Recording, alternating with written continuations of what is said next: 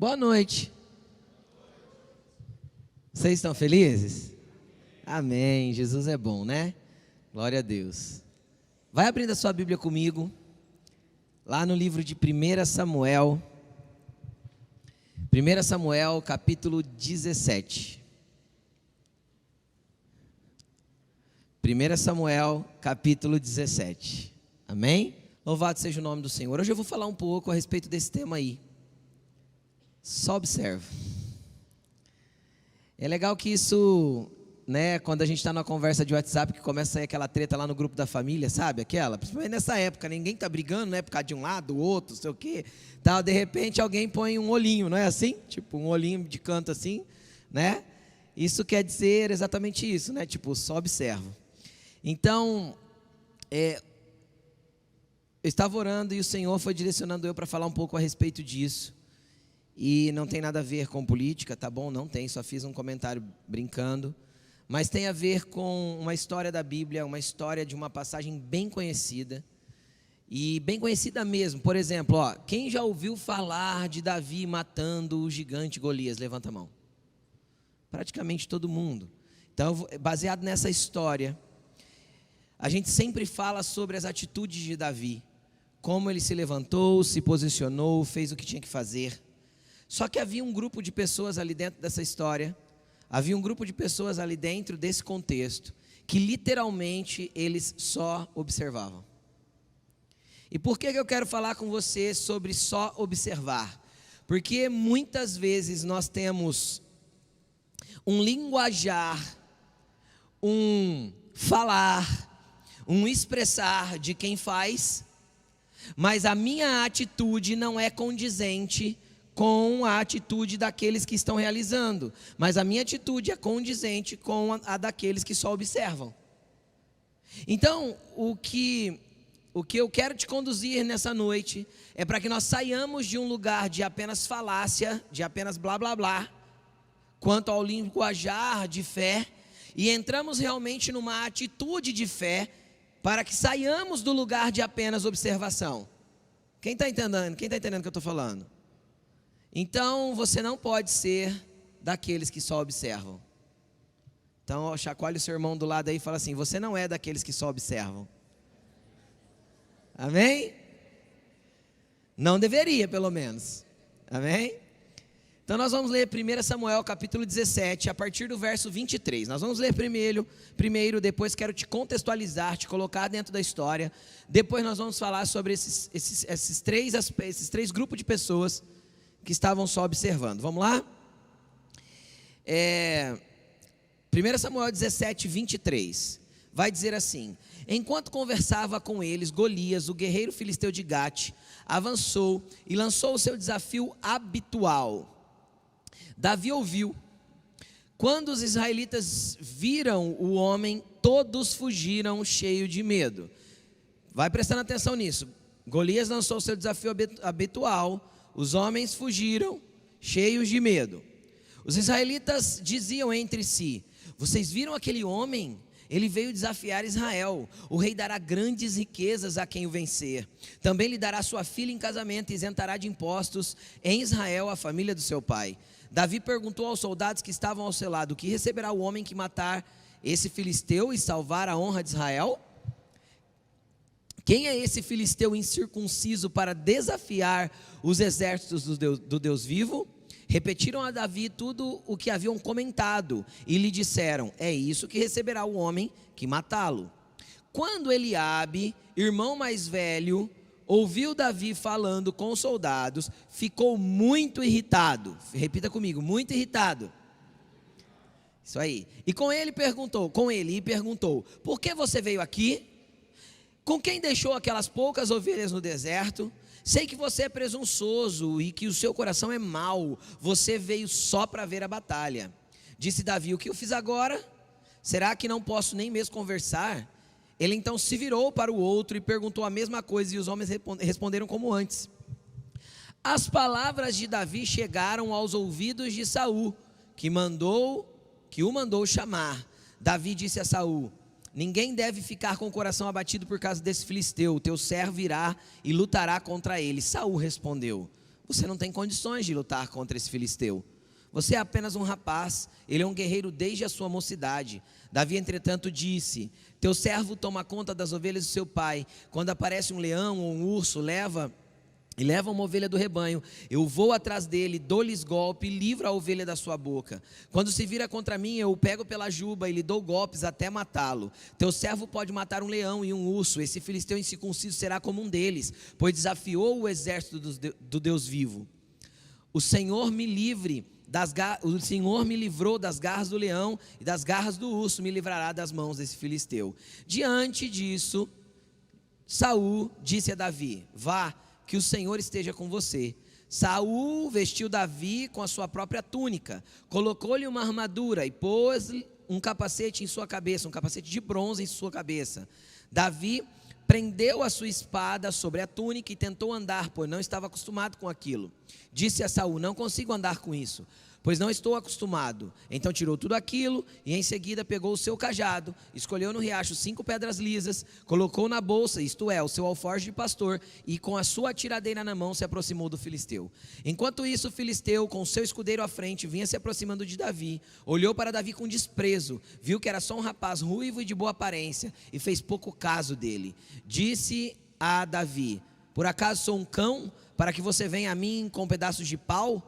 E o filisteu amaldiçoou Davi invocando seus deuses e disse: vem aqui, eu vou dar as suas carnes às aves do céu e aos animais do campo. Davi, porém, disse ao filisteu: você vem contra mim com espada e com dardos, mas eu vou contra você em nome do Senhor dos exércitos, os Deus dos exércitos de Israel, a quem você desafiou. Amém? Amém. Eu quero que você preste, a leitura foi um pouco longa, então eu quero que você preste atenção. Deixa eu te colocar na história. Primeiro, o que estava acontecendo? Vem comigo. Havia uma guerra entre o povo de Israel e o povo filisteu. E eles estavam acampados no vale de Elá. Um vale, imagina um monte, né? Não era uma montanha, um monte de um lado, um monte de outro. E um vale embaixo com um pequeno ribeiro. E de um lado estava o exército filisteu e do outro estava o exército de Israel. E você que já assistiu filme épico, filme né, de história de guerra antiga, já deve ter visto nos filmes quando um soldado em específico, muito habilidoso, faz um desafio. Ao invés de colocarmos os 2 exércitos para guerrear, eu desafio qualquer guerreiro do exército de vocês a lutar contra mim. Se ele me vencer, então nós nos rendemos. Se ele perder, vocês se entregam para nós. Quem já viu isso em filme? Né? Isso em filme épico normalmente tem, filme de história antiga e tal. E aí, era justamente isso que Golias estava fazendo. Era justamente isso que Golias estava desafiando. Isso já fazia mais de 30 dias que estava acontecendo. Por isso que o desafio era habitual. Todo dia, pela manhã, Davi levantava, ia lá, Golias levantava, ia lá e fazia esse desafio, desafiando o exército de Israel. Amém? Estão comigo? Amém? E aí, o que acontecia? Acontecia que todo mundo ficava morrendo de medo. E aí, nós vemos alguns personagens dentro disso. E eu quero que você preste atenção. Comece a prestar bastante atenção. Primeiro, nós temos um exército de medrosos. Então tem um grupo de homens ali, treinados, habilitados, capacitados, que toda vez que ouve o Golias morre de medo e sai correndo, se escondendo. Depois nós temos um segundo grupo, o irmão de Davi, Eliabe e os seus 2 irmãos. Eliabe era o mais velho e os outros 2 irmãos que estavam na guerra. Os irmãos, fala comigo, os irmãos. E depois nós temos um terceiro personagem, Saul. O que tem essas pessoas, pastor? Esses só observam. Golias ia lá todo dia, o que eles faziam? Nada. Um tremia de medo, o outro ficava irritadinho, o outro ficava lá enfiado dentro da sua tenda. Ninguém fazia exatamente nada. E Davi chegou lá, no acampamento. E para que Davi foi lá? Davi era o irmão mais novo dessa família aí, filho de Jessé. E os 3 irmãos mais velhos dele estavam na guerra. E Jessé chamou Davi e falou: Davi, eu gostaria que você fosse até a batalha, visse se os seus irmãos estão bem. Veja como eles estão. Aproveita e leva um pouco de suprimento para os soldados. O pai dele preparou algumas coisas, mandou levar. Davi levou, foi lá com a bagagem, deve ter levado um burrinho de carga ali junto, sei lá, um camelo, alguma coisa, levou, chegou lá, entregou a bagagem e foi para frente da batalha ver como estavam os irmãos. E ele chegou bem na hora que o gigante estava gritando e fazendo seu desafio habitual. Deixa eu te explicar uma coisa, quando Deus quer te usar para fazer alguma coisa, Ele vai te colocar no lugar certo e no momento exato. Agora você tem que escolher se você só vai observar ou se você vai ter uma ação condizente àquilo que Deus quer que você faça. Porque às vezes Deus te coloca no lugar certo, na hora exata, mas você tem medo, você recua. Você está entre os críticos, você está entre os que temem, você está entre os que correm, ou você está entre aqueles que literalmente só observam. Então Deus quer te tirar desse lugar de observação. E principalmente o Senhor nessa noite quer desfazer o engano. Que engano, pastor? De às vezes você pensar que está no meio daqueles que estão fazendo, quando na verdade a tua atitude demonstra que você está apenas observando. Entendeu? Então é muito fácil para as pessoas que já frequentam igreja, às vezes você já vem na igreja faz tempo, você é cristão faz tempo, você é evangélico, e você adotou uma linguagem evangélica, e aí você vê um problema, você fala, misericórdia, preciso orar sobre isso, mas você nunca orou. Quem está entendendo o que eu estou falando? Aí você vê uma notícia no Instagram, meu Deus, tem misericórdia, precisava interceder, mas você nunca intercede. Meu Deus, como precisava fazer um jejum pela nação, mas você nunca jejua. E aí você começa a ter um monte de blá blá blá, um monte de linguagem, um monte de falatórios que parece que você está entre os que agem. E na verdade o desejo do teu coração era até agir, mas o teu posicionamento não é de quem age, é de quem apenas observa. E eu quero te dar alguns posicionamentos para que você entenda se você está mesmo entre os que agem, ou se você só está entre os que falam, mas apenas observam. Então primeiro e antes de tudo eu quero colocar com você o que é o gigante. Quem é o gigante para você? E deixa eu explicar esse negócio de gigante, porque tem gente que confunde, tá? Pastor, existia gigante? Nesse tempo existia. Que tamanho que tinham esses homens? Segundo a Bíblia, entre 2,30 metros e 2,90 metros. Então eram pessoas altas, bem altas, normalmente 80 centímetros, 1 metro acima da estatura normal de um ser humano. Por que existiam esses homens? É verdade esses homens? Sim, a arqueologia já comprovou. Inclusive já se achou ossadas, várias ossadas desses homens de grande estatura.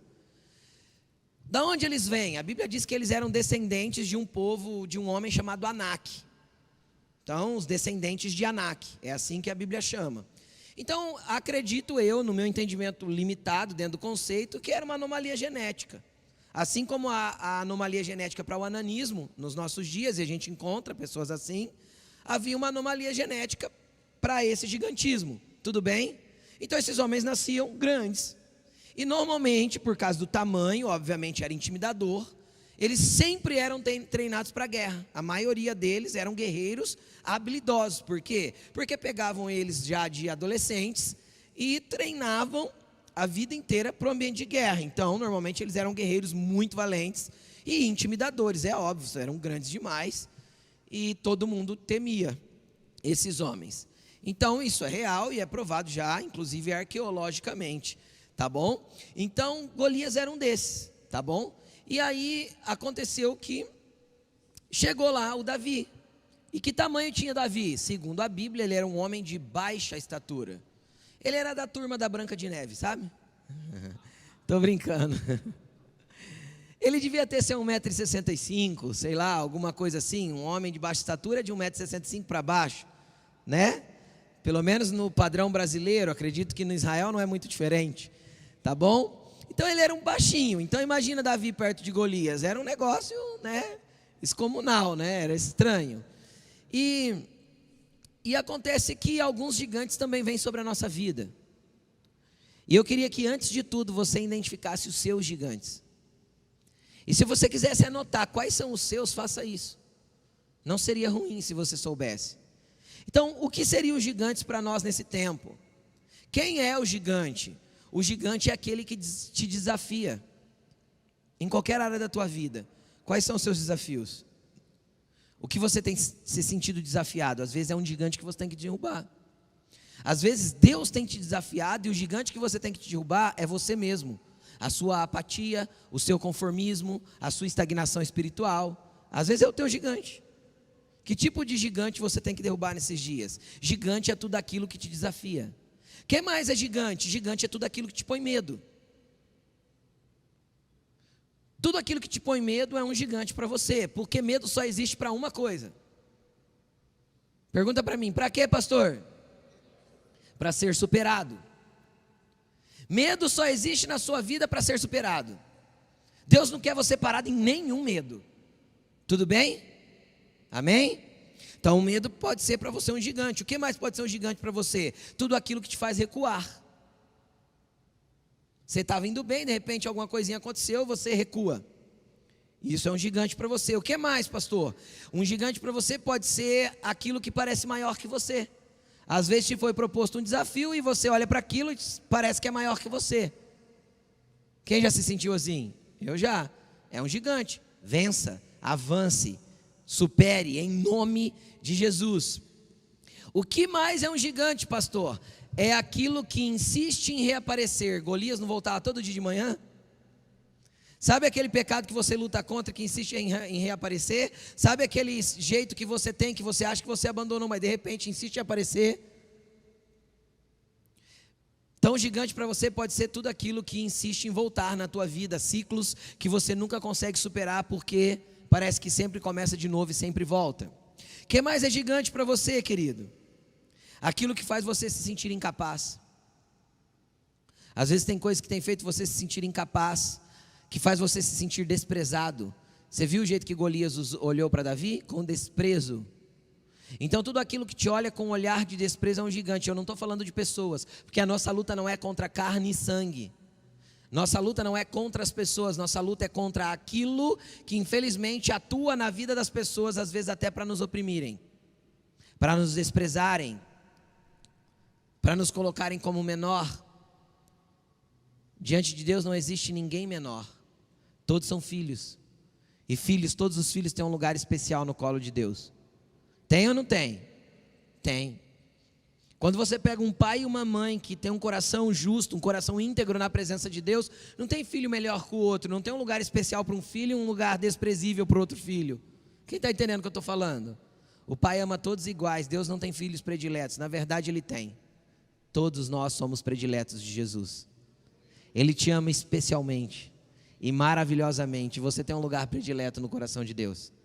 Você só precisa entender que esse lugar é teu. Então o desprezo do inimigo normalmente é para que você se sinta menos e não acesse esse lugar de cuidado do Pai. Estão comigo? Isso pode ser um gigante para você. O que mais?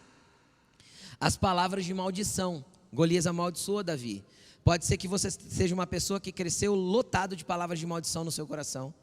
Pessoas te amaldiçoaram, seus pais te amaldiçoaram. Pessoas que você amava te desprezaram. Falaram mal de você, falou que você não ia dar em nada, que você não era ninguém, que você não podia, que você não conseguiria. Deixa eu te explicar uma coisa. Isso é o que Satanás pensa ao seu respeito. Isso é o que o inimigo usou essas pessoas para falar. Sabe o que Deus fala ao seu respeito? Deus fala que você é um filho amado, escolhido por Ele, e que Ele escreveu todos os seus dias no livro dEle, antes que qualquer um dos seus dias existisse. Isso chama-se propósito. Deus não te criou à toa, Deus tem um propósito para você, Ele quer te usar e quer te conduzir à exatidão dos lugares que Ele tem para a tua vida. Então pare de se achar desprezado, pare de acreditar nas palavras mentirosas que proferiram contra você, fique com o que a palavra de Deus diz ao seu respeito. Fique com o que a palavra de Deus diz a seu respeito. Você é filho, você é amado, você é querido, você é escolhido. Você é chamado por Ele. Existe algo que Ele não quer, não é só algo que Ele quer fazer em você, mas também através de você. Você pode muito mais do que você imagina. Isso não é uma palestra motivacional. Isso não é uma palestra coaching. Isso é uma verdade da palavra de Deus. Porque Satanás é muito bom em mentir para nós e fazer com que nós acreditemos em suas mentiras. E normalmente uma mentira de Satanás, ela é batida de forma incisiva. Toda mentira é assim, né? Conte uma mentira 100 vezes e ela se tornará uma verdade. Isso é filosofia. E é assim que funciona. Satanás costuma insistir em uma mentira na vida das pessoas. Amém?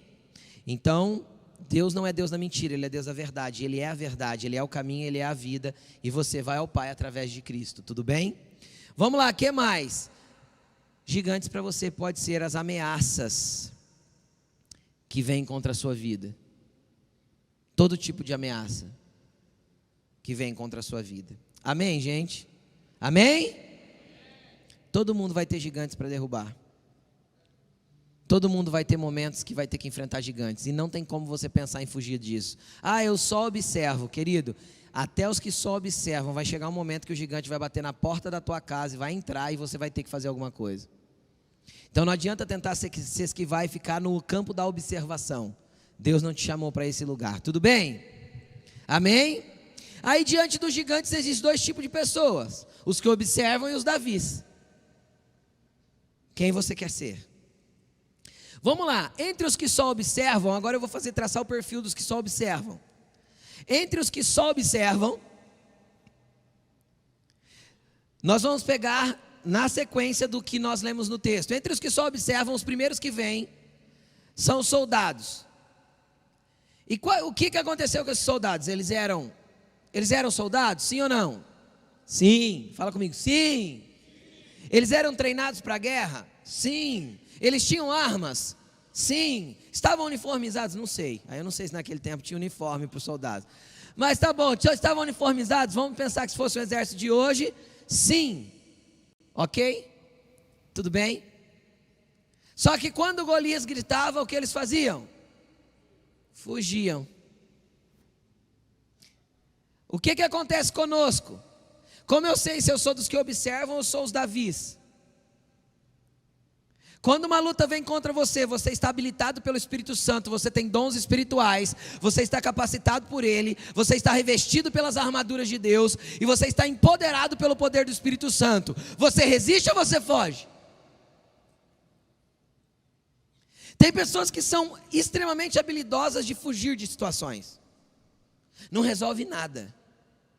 Tudo deixa para o outro, tudo espera o tempo passar, não resolve seus conflitos, não senta para pôr os pingos nos is, para conversar olho no olho, se entender, falar o que está sentindo, passando e o quanto aquela situação te incomodou. É um gigante que você tem que derrubar e você nunca resolve seus conflitos, sempre você larga, sempre você terceiriza, ou sempre você deixa o tempo resolver. O tempo não resolve conflitos, nem apazigua situações, nem coloca a amizade na onde há inimizade, nem tira a dor do coração, nem faz com que mágoa suma. Não tem como, o tempo não apaga essas coisas. Por quê? Porque a Bíblia me diz assim, não deixe nascer em Hebreus capítulo 12, versículo 15, acho que é. Não deixe nascer em vocês nenhuma raiz de amargura. Não deixe o quê? Nascer. Por quê? Porque brotando, ela cresce e contamina você e os outros. Quando eu deixo uma situação não resolvida porque eu não tenho atitude, porque eu sou um fujão, porque eu não coloco as coisas no lugar, a raiz de amargura, ela não desaparece porque eu esperei. O que a Bíblia diz que acontece com ela? Cresce, brota, cresce, contamina eu e os outros. Porque quando a gente está com rancor no coração, com mágoa, e a gente não coloca a coisa para resolver, por mais difícil que ela seja, por mais conflito que ela cause, a gente larga aqui dentro e acha que está tudo bem, só que de repente alguém encosta em nós e a gente solta. Aí encosta outra, a gente solta também. É ou não é assim? Hora que vê a gente que não está só contaminada, a gente contaminou uma meia dúzia em volta. Entende o que eu estou falando? Por quê? Porque ao invés de enfrentarmos os gigantes, resolvermos os problemas, colocarmos as situações no lugar, a gente fica fugindo. Quando a gente vai para o aspecto do casamento, eu poderia dizer, em 99% dos casos, o homem detesta, ele briga com o mundo, mas ele não quer brigar com a mulher. É desse jeito mesmo, todo homem. É ou não é? Eu estou errado, homens? A gente enfrenta o que precisa lá fora, a gente só não quer ter treta dentro de casa. Só que a mulher, para arrumar uma treta com a gente, é só ela acordar de TPM. Ela já acorda brigando. Só que você nunca sentou lá na mesa para conversar, porque isso é uma situação, bundão, que você fica correndo. Entendeu? Foge, está habilitado, é o homem da casa, é o cabeça do lar. Só que você não coloca na mesa para pôr as coisas em ordem. Entendeu? Por que você faz isso? Porque você não quer arrumar conflito. Na verdade, você não quer resolver. Você quer ver se passa o dia tudo bem, mais ou menos assim, para ver se no fim do dia você consegue alguma coisa. Então Deus não te chamou para isso. Existem coisas no teu casamento. Eu nem ia falar de casamento. Existem coisas dentro do seu casamento que, se você não colocar na mesa, falar, está acontecendo isso, o que eu penso é isso, e eu não quero que seja mais assim, e tanto de um lado quanto do outro. Para de fugir. Porque senão vocês vão ter que resolver lá no cartório assinando um papel de divórcio. Por quê? Porque ficou fugindo, só observando. E falando para os outros, eu não aguento mais essa mulher. Vai lá no amigo de trabalho falar. Fala com aquele que não pode resolver. Então, isso que eu falei é uma realidade. O homem odeia conflito com a sua esposa. Briga com o mundo, mas prefere estar em paz dentro de casa. Só que nunca senta para, aí por isso, nunca senta para resolver os conflitos. Nunca senta para explicar com clareza o que está acontecendo. Põe para fora ou ser abençoado. Fala o que você pensa. Quero, não quero, gosto, não gosto. Discordo.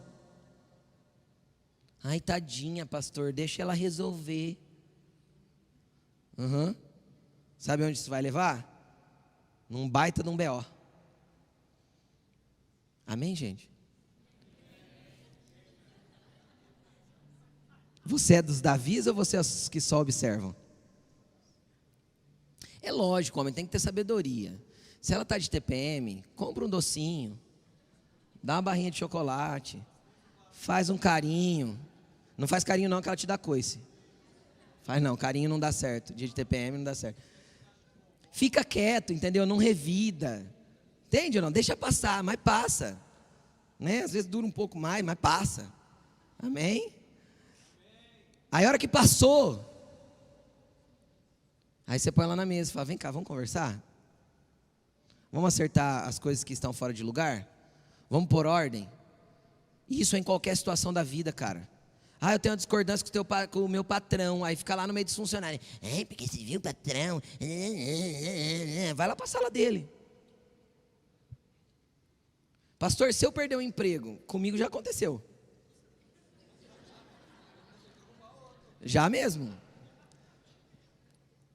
Eu estava discordando do que o patrão estava fazendo e começou a virar burburinho dentro da fábrica que eu trabalhava. Eu falei, falei para o chefe, pode deixar que eu vou resolver isso agora.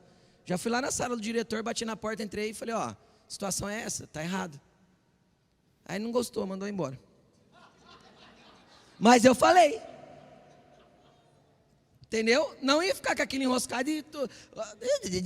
Eu odeio. Entendeu? Chama, conversa, põe ordem. Quando ele mandou embora, de verdade, estou falando sério isso.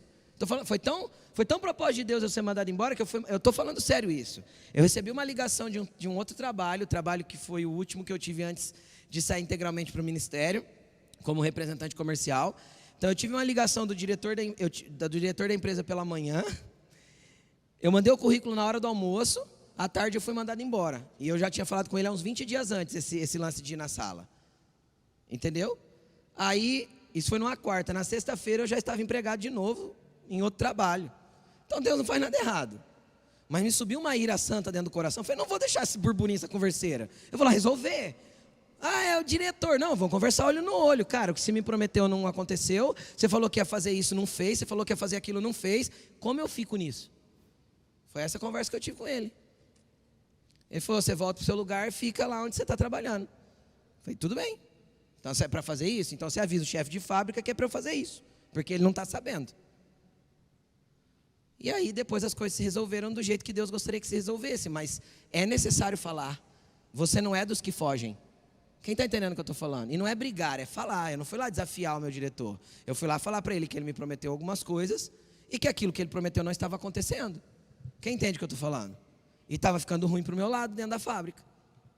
Amém, gente? Estão entendendo o que eu estou falando? Então resolva as coisas, não fique fugindo, não fique largando. Obviamente, a Bíblia manda a gente não conversar quando a gente está irado. Então está irado, espera, apazigua a sua ira no Senhor, vá para o teu quarto de oração, coloca o seu emocional no lugar, mas depois senta para conversar. Não adianta tentar ficar empurrando. Tudo que você empurra com a barriga não vai chegar a lugar nenhum. Tudo bem, gente? Davi não foi lá para a batalha, ele chegou na batalha, era problema dele o Golias? Não era problema dele. Mas quando ele chegou numa situação que ele viu o cara desafiando, ele falou: quem que é esse doido aí para desafiar nosso Deus? Ele comprou uma briga que não era dele, mas para resolver.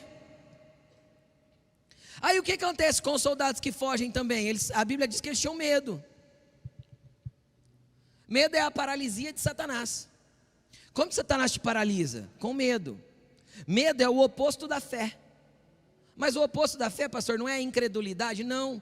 Porque quando eu sou incrédulo, uma vez que a palavra de Deus chegou na minha vida, ela pode ativar a minha fé. Então a incredulidade não é o oposto da fé. O oposto da fé é o medo. Porque o medo inibe e apaga a minha fé. Sim ou não? Sim. O oposto da fé é o medo. Porque ou eu creio que Deus está me guardando, me cuidando, ou eu vou ter medo das coisas e não vou avançar e não vou conseguir. Tá bom? Medo tira suas forças. Literalmente, medo tira suas forças. Não é? Lá em casa eu tenho uma mulher corajosa. Muito corajosa. É sério. Esses dias detetizaram um condomínio, cara, e saiu barata, até na minha garagem, acho que aquele dia na minha garagem tinha umas 20, para mais. Aí algumas foram parar dentro de casa, mas elas vão morrer, vão entrando e devagarzinho vão morrendo, porque foi detetizado, mas muitas aparecem vivas. E ela mata, ela não tem problema, cata o chinelo, mata, tá tudo bem. Aí de repente aparece uma lagartixa.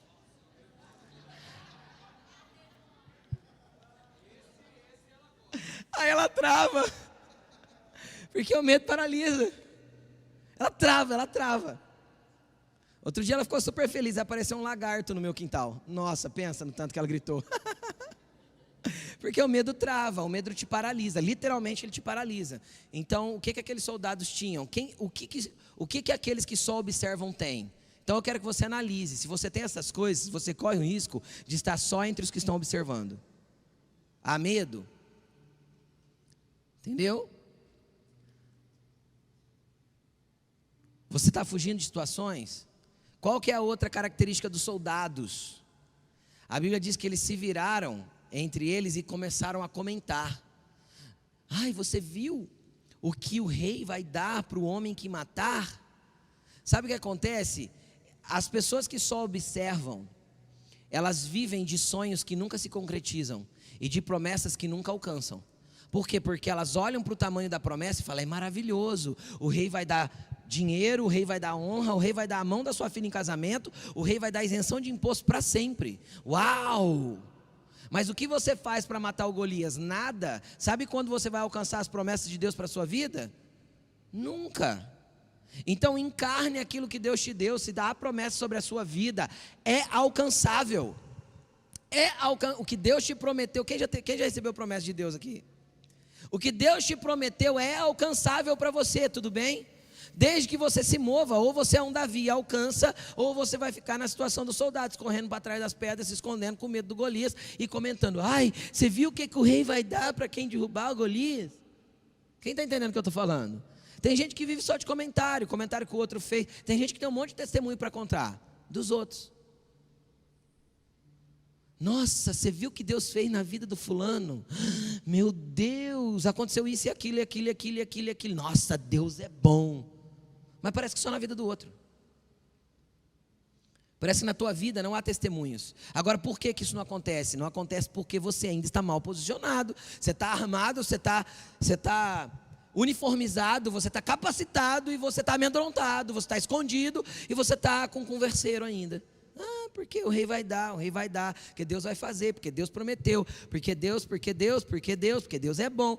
Mas não acontece na sua vida, não acontece porque falta posicionamento de guerreiro, de Davi, de quem quer fazer a coisa acontecer. Então você ainda está entre os que só observam. Fala para a pessoa que está do teu lado, para de observar, começa a agir.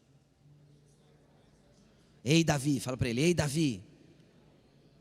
Se for uma mulher, fala, ei, Davida. Age. Amém? Glória a Deus. Vamos lá, aqui a gente entra no segundo grupo de pessoas. Falando agora do Eliabe.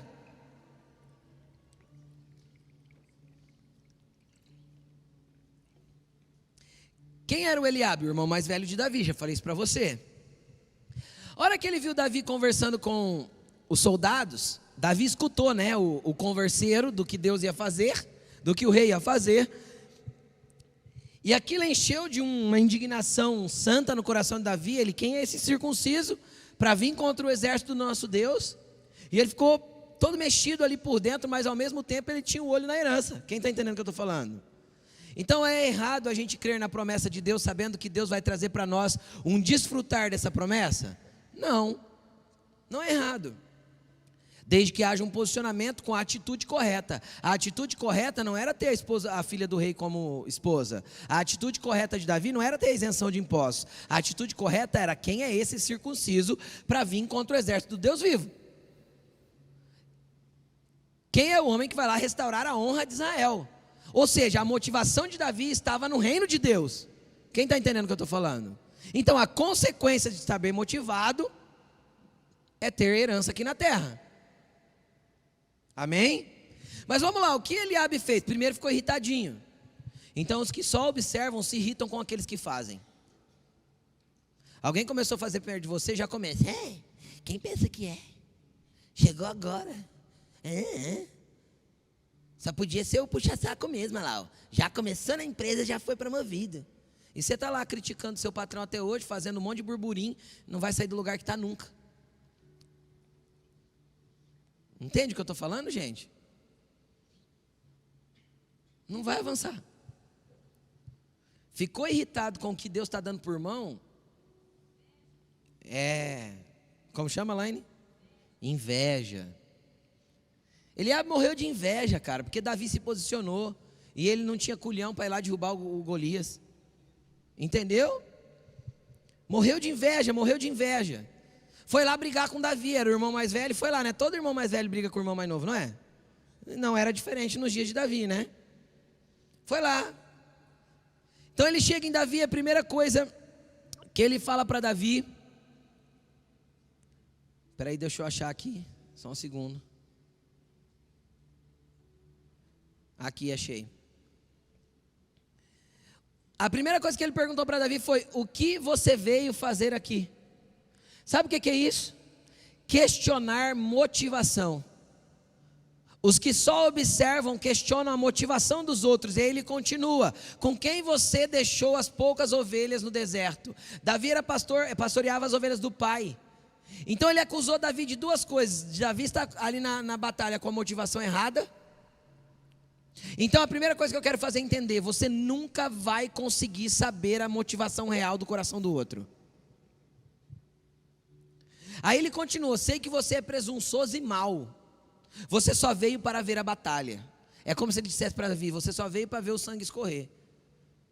Teu coração é ruim. Você é cheio de presunção.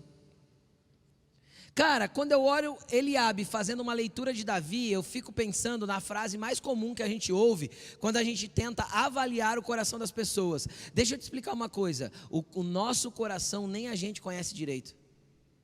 É simples, ó. Quem já foi enganado pelo próprio coração, levanta a mão. Pronto. Então nem o seu coração você conhece direito.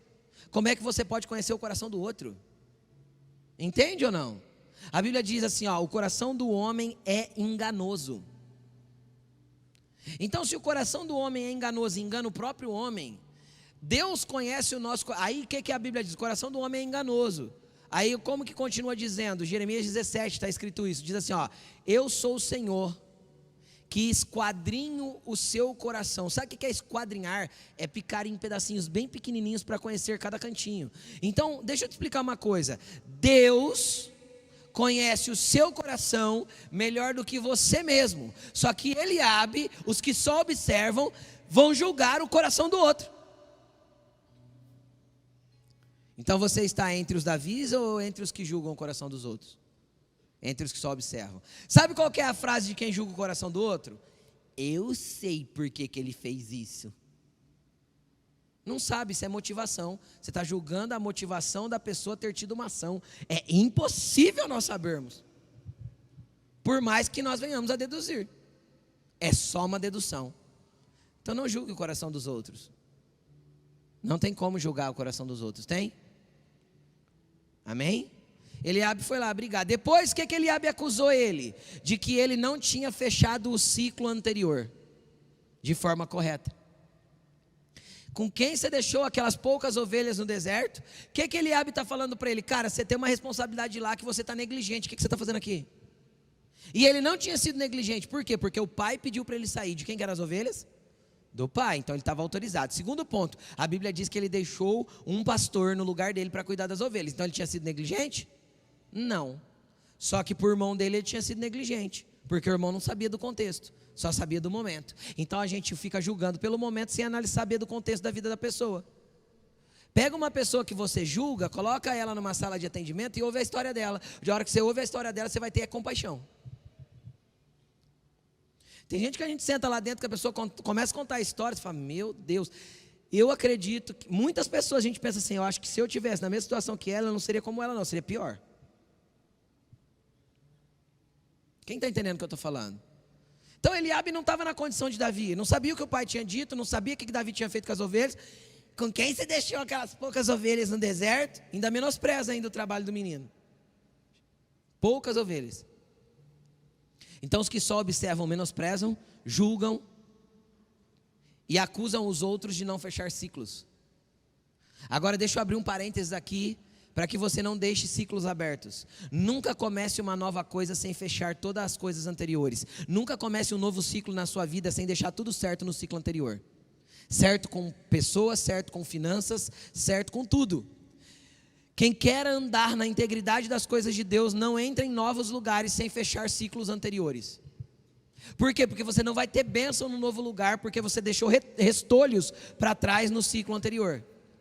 Fecha tudo, todas as arestas. Então você abre um novo ciclo. Amém, gente? Estamos entendendo? Isso é importantíssimo, indispensável na vida de um cristão. Davi fez. Só que Eliabe acusou ele de não fazer. Então quem entende o que Deus está movendo faz. Quem só observa, critica, julga. Então não seja um julgador, não seja um acusador. Não tente descobrir a intenção do coração do outro. Isso tem a ver com os que observam, não com os que agem. Tudo bem? Último cara, Saul. Quem era Saul? O rei. A Bíblia diz assim, as notícias chegaram até Saul. Então chegou a notícia lá na tenda do rei. O rei mandou chamar Davi. Quando o rei mandou chamar Davi, primeira coisa que eu quero te explicar. Vamos lá, quem era Saul? Saul era o rei. Que tamanho Saul tinha? Segundo a Bíblia, está escrito desse jeito: Saul era mais alto que todos os homens de Israel, do ombro para cima. Então todos os demais homens de Israel pegavam do ombro para baixo em Saul. Então acredito eu que Saul tinha seus 2,20 metros. Quem está entendendo o que eu estou falando? 2,10 metros, 2 metros. Ele era um cara bitelo. Quem está entendendo o que eu estou falando? Então vamos lá. Saul era rei. Saul era grande. Saul era treinado na batalha. Ele era um guerreiro. Quem tinha que ir lutar com Golias? Quem era o rei da bagaça? Quem era o líder do negócio? Mas ele estava ali, 30 dias só observando. Entende ou não? O grandalhão, cagão, escondido dentro da tenda. Entendeu? Ele era o grandalhão de Israel. Quem está entendendo o que eu estou falando? Se tinha alguém qualificado, era ele. Não foi. Aí chega Davi. Eu vou. Primeira coisa que Saul fala para ele: você não tem condições de ir. Ele olha para Davi assim, né? Ó, Davi chegando, né? Davi devia ser uns 5 centímetros menor que eu. Eu vou lá. Era enorme, igual eu. Preciso medir que tamanho que eu fiquei, ver se esse negócio aconteceu no pé, não me deixou mais curto também, né? O maior, né? Pois nos parafusos pode ter dado uma levantadinha, né? Vamos voltar para cá, gente. Davi entra na tenda de Saul, olha para o alto e fala assim, eu vou. Não, mas você não tem condição de ir, cara. Vai onde? O que Davi faz? Davi era dos caras que agiam. Ele não era dos caras que observavam. Então o que ele conta? Como ele agiam anteriormente. Então era como se ele dissesse assim, ó, no ciclo que eu acabei de fechar, nos passos que eu acabei de dar, quando chegou um leão para pegar a minha ovelha, eu não deixei. Mano, um molecote de 17 para 18 anos que juntou um leão no braço, velho. Era brabo o menino, vamos ser sinceros. Se eu ver um leão, eu corro. Até desse jeito eu corro. E Davi, ele era valente mesmo. Ele era um cara que tinha valentia. Ele não era dos que observavam. Ele era dos que iam resolver o problema. E ele começou a contar para Saul o que já tinha acontecido. Cara, eu posso, porque se eu matei um leão no braço, e se eu matei um urso no braço, isso significa que aquele cabra que está gritando lá do outro lado vai morrer também. Então em quem Davi confiava? Davi foi na força do seu braço? Não, Davi estava confiando em Deus. Consegue entender? Então a diferença de quem faz pautado naquilo que Deus quer, pautado nos princípios de Deus, entendendo que Deus está com ele, vai derrubar gigantes. O gigante está nas mãos daqueles que agem, mas agem confiando que é Deus que está executando. Não na força do teu vai, não na força de olhar para o espelho pela manhã e falar, você é o cara, você consegue, você é o campeão. Não está nisso. Está na confiança que você tem em Deus. Por mais difícil que seja a situação com o Senhor, você pode colocar tudo no lugar. Davi confiou em Deus. Davi olhou para ele e falou, cara, se Deus já me deu livramento de um leão, porque vamos falar, um menino de 1,65 com 16 para 17 anos de idade, cara, matar um leão, foi Deus que fez. Você concorda comigo? Então quando Saul olha para aquele molecote, e a Bíblia diz assim, você é só um rapaz, a Bíblia é muito gentil, né? O que Davi estava falando? Ô moleque, o que você pensa, cara? Entende? Saul estava olhando para ele e falou assim, é só um molequinho, pelo amor de Deus, ele é um cara treinado. Então Davi pega e começa a explicar, cara, eu sendo assim, olha o que Deus já fez na minha vida. Então joga para cá, eu vou matar no peito e vou resolver essa situação. Ninguém dá conta, eu resolvo. Aí o que acontece? O que acaba acontecendo? É muito interessante. Saul tenta colocar 3 coisas em Davi. Primeiro a Bíblia diz que Saul coloca a sua túnica. Então vamos lá, uma túnica normalmente era até aqui, ó, em cima do joelho, a túnica masculina. Aí a túnica de Saul com 2,20 m colocado sobre Davi, onde bateu?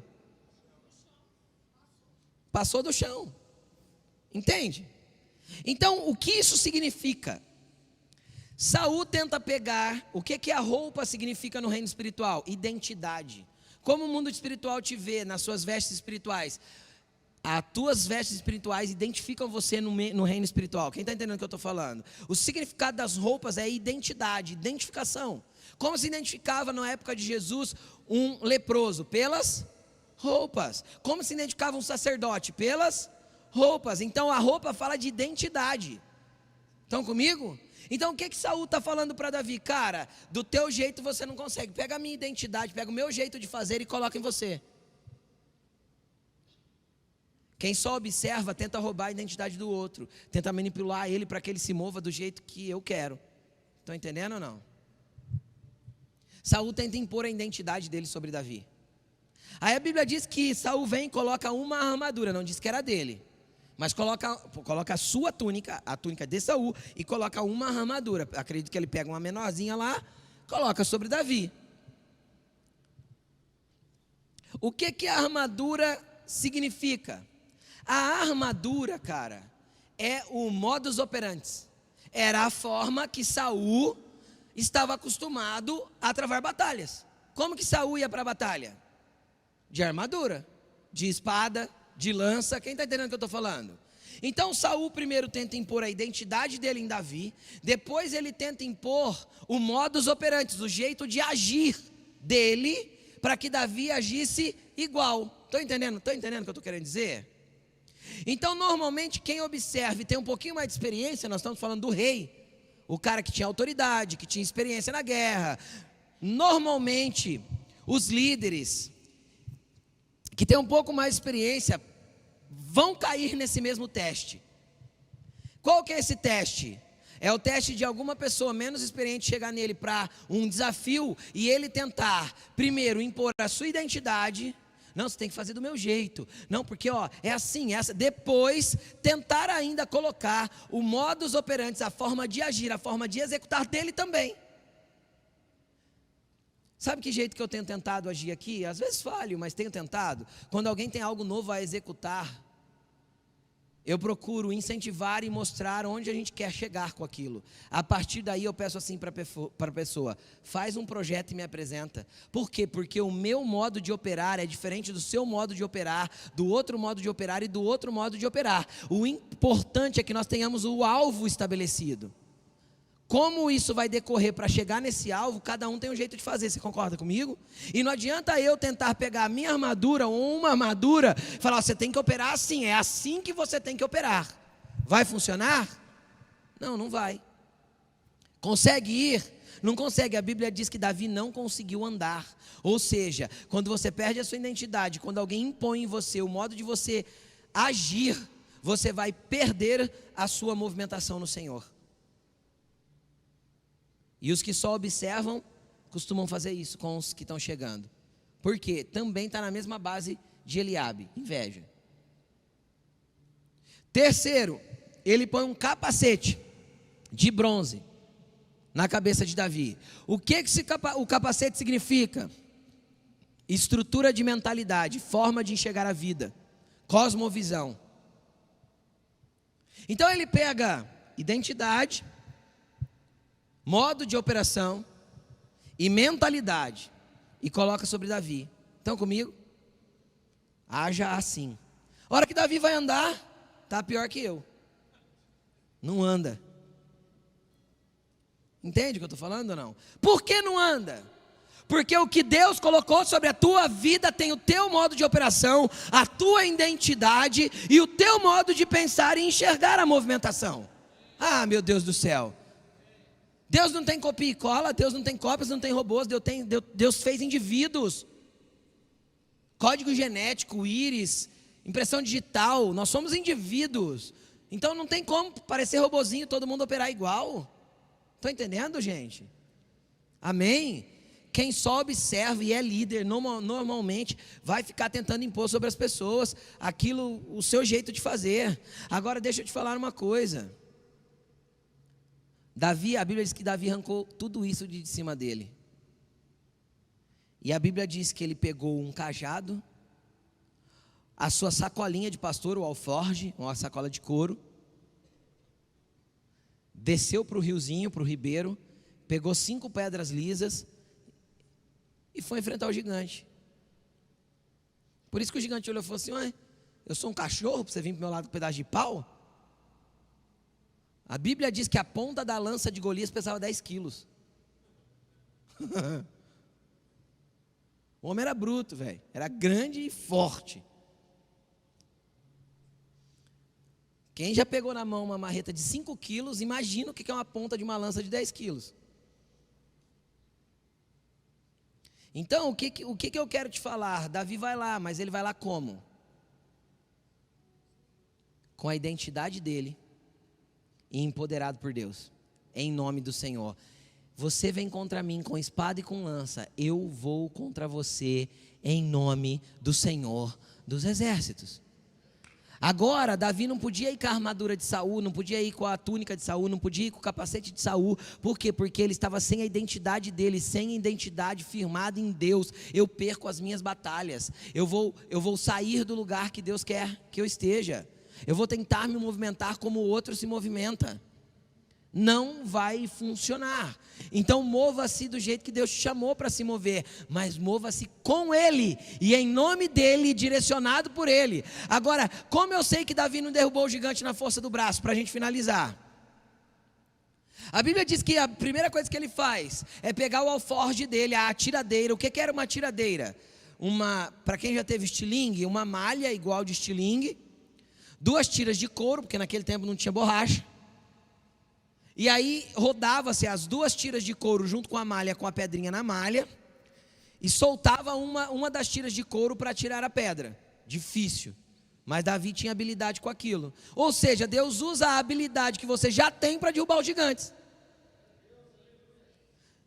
Saul não sabia rodar a tiradeira, Saul sabia usar a espada, mas se era com uma tiradeira, com uma funda, que Deus tinha que derrubar o gigante dentro da identidade de Davi, é dentro da sua identidade, da habilidade que Ele já te deu, que você vai derrubar o que tem que derrubar.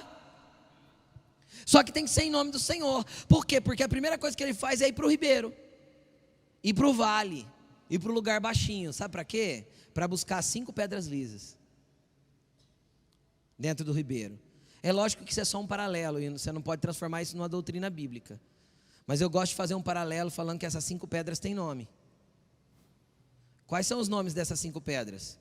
Ele foi lá no ribeiro, colocou o joelho no chão, orou naquelas águas e falou: Deus, eu preciso tirar daqui a pedra que vai derrubar esse gigante. E ele tirou 5. Quais vieram? Maravilhoso, Conselheiro, Deus forte, Pai da eternidade e Príncipe da paz. Aí quando ele chega na frente de gigante, ele tem que escolher uma. Sabe qual sai? Deus forte. Porque o maravilhoso não era contra o gigante. Quem está entendendo o que eu estou falando? Deus vai dar a pedra certa no momento certo para fazer aquilo que tem que ser feito. Então não é na força do braço de Davi, é na identidade de Davi, mas na força do braço de Deus. Quer que eu te prove ainda mais que foi na força do braço de Deus? A Bíblia diz que Davi rodou a funda, Davi acertou dentro do buraco da testa do capacete. Ele era bom de mira? Não, ele tinha identidade e usava a arma que Deus deu para ele. Entende? Agora eu vou deixar isso mais legal ainda. Além dele conseguir acertar no buraquinho do capacete, estão comigo? Aquela pedra encravou no crânio de Golias. Mano, não tem força numa tiradeira para fazer uma pedra encravar no crânio de uma pessoa. Quem está entendendo o que eu estou falando? Dá para fazer um cortinho, sair um sanguinho. Quem está entendendo o que eu estou falando? A Bíblia diz que a pedra encravou na testa de Golias. Agora você quer a prova mais que foi Deus? Fazer a pedra encravar não é tão difícil.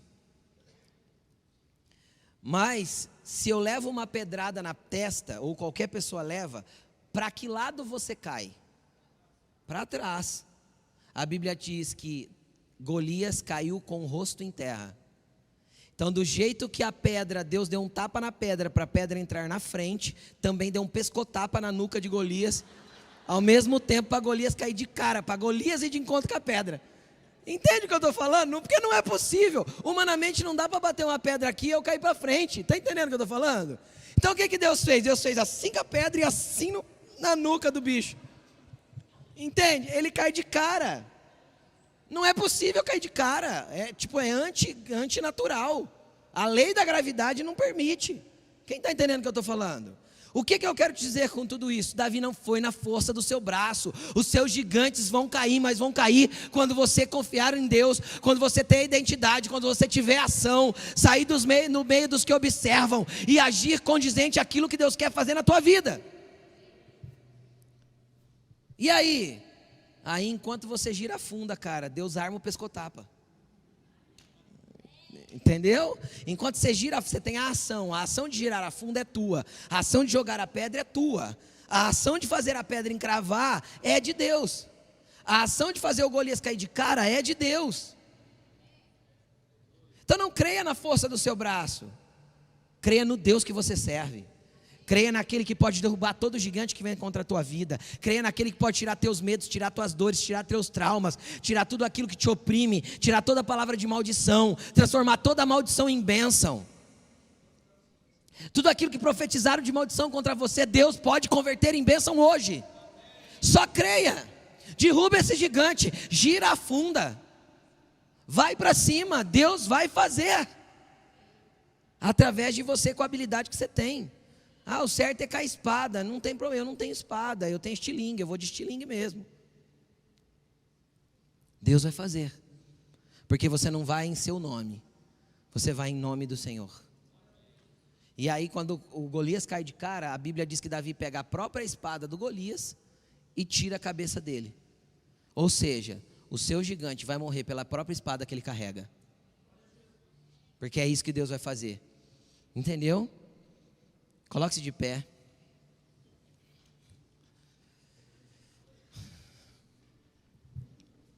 Vai para o ribeiro primeiro. Tem pedras lá para você acertar lá no buraquinho do capacete. Vai para o ribeiro, só que identifica seus gigantes primeiro. Quais são os seus gigantes? Quais são os gigantes que você tem que derrubar nesses dias? Quem está tentando te roubar a identidade? Quem está tentando te encher de fragilidade, te amedrontar? Quem está ficando irritadinho com você e está tentando te acusar? Quem só fica com converseiro e está tentando te distrair? Deus quer te chamar para o lugar que Ele tem para você de volta hoje. Há um lugar para você e você fica fugindo, se esquivando disso. Você sabe da promessa de Deus e você fica fugindo. Está fugindo há quanto tempo? Chega de fugir. Hoje Deus te chama de volta. Hoje Deus quer que você desça para o ribeiro. Eu quero pedir que você feche seus olhos. Pode apagar as luzes para nós. Deixa eu falar uma coisa para você. Tem um ribeiro aqui, ó. As pedras que você precisa estão correndo aqui. Isso é só espiritualmente dizendo e profeticamente. Eu queria fazer um convite para você que precisa derrubar os seus gigantes hoje, que precisa escolher pedras certas, que precisa voltar a ter sua identidade, que precisa ter o seu casamento, sua casa, sua vida restaurada, sua família restaurada. Sai do teu lugar e vem aqui para frente. Nós queremos orar com você. Nós queremos orar para que o Senhor possa restaurar tudo o que tem para restaurar na tua vida. Nós queremos orar para que o Senhor faça na tua vida muito além daquilo que você pensa ou pede. Deus quer restaurar a tua identidade nessa noite.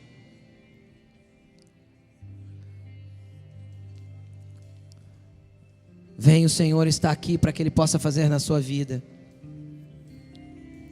coisas grandiosas e poderosas que vai além da tua compreensão. Quem está aqui na frente, dê alguns passinhos para que para que ninguém fique no corredor. Vai falando com Jesus. Jesus, eu estou com os gigantes aqui, eu não sei como lutar contra eles.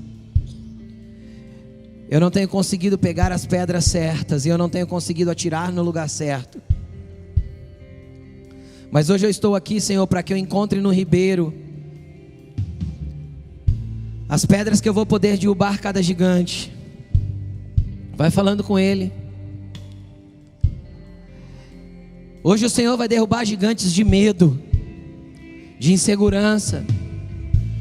Hoje o Senhor vai derrubar gigantes de maldições, transformando as palavras que lançaram sobre a tua vida em bênção. Hoje o Senhor está aqui para operar na sua vida, querido. Jesus, nós acreditamos no teu poder, nós cremos no teu mover. Venha fazer pela casa, pela vida, pela história de cada pessoa que venha fazer, Jesus. Comece a orar, querido. Eu vou pedir para os líderes ainda não imporem as mãos sobre ninguém. Daqui a pouquinho eu vou pedir. Vamos orar. Vá buscando ao Senhor. Se levante as suas mãos, comece a buscar. Fala: Deus, eu quero estar posicionado. Eu não quero estar, Senhor, entre os que só observam. Eu quero estar entre os que agem. Eu quero estar entre os que fazem. Eu quero estar, Senhor, no ribeiro, escolhendo as pedras certas para cada ação. Eu quero ter a minha identidade. Eu quero me mover conforme a tua habilidade, aquela que o Senhor colocou sobre mim. Tem gigantes caindo aí, querido. Tem gigantes caindo aí, posicione-se. Tem gigantes de medo sendo desestruturados. Tem gigantes de pensamentos de suicídio sendo tirados da sua estrutura emocional agora. Há gigantes de depressão e de angústia sendo arrancados do teu ser agora, caindo no poder do nome do Senhor. Ei! Deixa o Espírito Santo mover no seu interior. Aleluia. Gigantes podem se levantar, querido. Deixa eu te falar. Davi matou mais gigantes durante a sua vida, sim? Só que ele não matou mais no território de Israel ali sendo desafiado. Ele matou lá dentro do território filisteu. Ou seja, quando você tem atitudes corretas, os gigantes podem até vir, cara, mas você está tão pronto que eles se levantam para cair. Só que você tem que estar posicionado entre aqueles que agem, entre aqueles que fazem corretamente, entre aqueles que andam nos princípios. Jesus tem grandes coisas para fazer, querido. Pode ser que hoje tenha sido aquele gigante, que é a ruptura para você entrar nos lugares que Deus quer te levar. Pode ser que hoje tenha rompido algumas coisas para que você avance para os lugares que Deus te deu. Insista, continue, vá em frente. Deus tem grandes coisas para mover sobre você. Em nome de Jesus. Aleluia. Glória a Jesus.